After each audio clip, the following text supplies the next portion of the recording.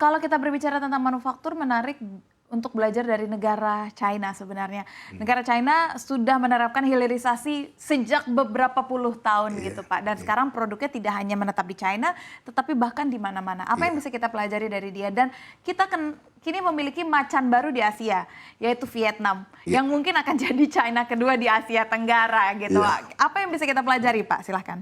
Jadinya sebetulnya kuncinya kan sebetulnya ini kita sebetulnya bisa Kak, bisa istilahnya kompetitif lawan mereka. Asal ada di dalam negeri bahan bakunya. Oke. Kita masalahnya terkendala di bahan baku.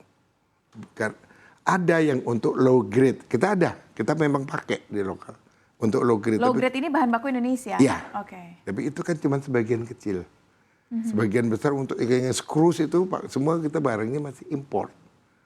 Nah, dengan itu bagaimana kita mau lawan kalau kita bahan bakunya masih impor.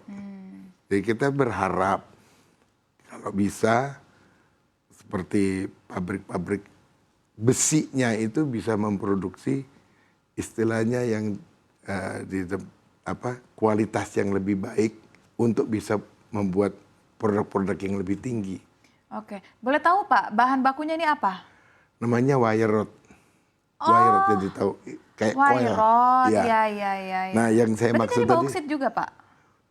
ferro macam-macam lah itu ada Oh, ininya, ada oke. macam-macam konten Ya, chemical ya. kontennya. Terus habis itu yang kita sebetulnya yang paling banyak kita pakai itu yang namanya cold heading quality. Itu yang belum ada di Indonesia.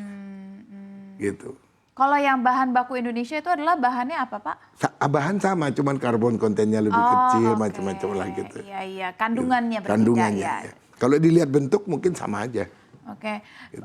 Kalau misalkan Pak dengan adanya semua kebijakan ini nantinya diberlakukan gitu, mungkin regulasi apa yang diinginkan dari pemerintah Indonesia untuk bisa menopang industri ataupun sektor manufaktur Pak?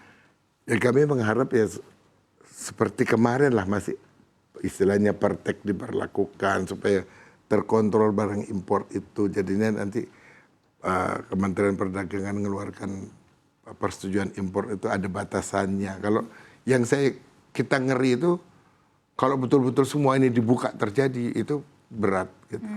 Walaupun sebenarnya masih belum ada kepastian Iya, pasti ya Pak, betul. karena kemarin dari hasil rilis, hasil negosiasi yang dibahas itu adalah hanya dari sektor-sektor tertentu, khususnya Iya. otomotif. Belum sih terdengar sektor manufaktur atau Iya. pabrik-pabrik sih belum gitu. Kalau insentif seperti apa Pak harapannya?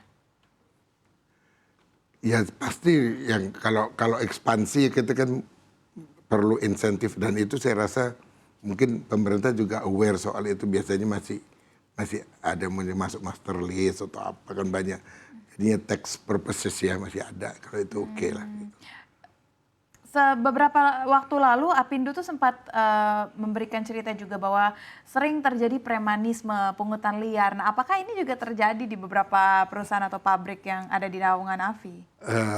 Mungkin nggak terlalu ya karena kita kan bukan industri yang besar kayak otomotif kan besar atau apa kalau atau tekstil besar kalau kita kan bukan yang besar-besar aja mungkin nggak terlalu Atau ini signifikan. Pak, pemerintah kita ini ada program pembangunan rumah, 3 juta rumah gitu kan Pak. Lalu ada program-program strategi nasional lainnya juga. Dan itu saya yakini betul membutuhkan fastener. Apakah sempat dinegosiasikan Pak untuk kebutuhan-kebutuhan hal seperti itu mengambil dari dalam negeri? Sempat waktu itu difasilitasin kita untuk jadinya dengan perindustrian dengan perumahan rakyat ya itu ada sudah sempat pembicaraan tapi implementasinya mungkin belum ya gitu. Apa yang kalau Bapak bisa analisa dari segala negosiasi yang sudah Bapak lakukan dengan pemerintah lalu terkait program-program pemerintah apa yang masih belum tercapai Pak sehingga sepertinya masih belum mendapatkan fokus khusus gitu ke industri apapun sektor ini Pak? Ya sebetulnya pemerintah sudah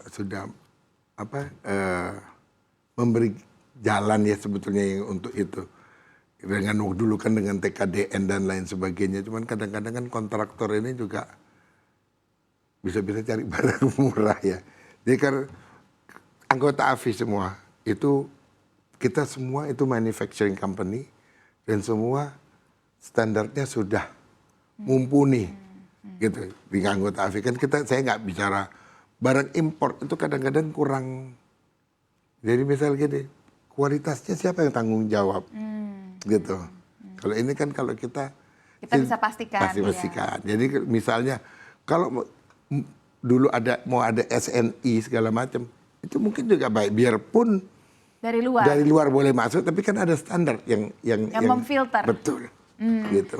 Dengan adanya kondisi wait and see sekarang, uncertainty yang terjadi sekarang, apa yang mungkin bisa disampaikan kepada para pengusaha di bawah naungan AFI, Pak? Ya kita semua sekarang semua ya kayak gitu saya bilang tadi wait and see, tapi ya kita bilang ya kita gimana pun juga harus survive kan. Itu jadi kita harus efisiensi yang kita tingkatkan dan mudah-mudahan kita bisa survive gitu. Ya.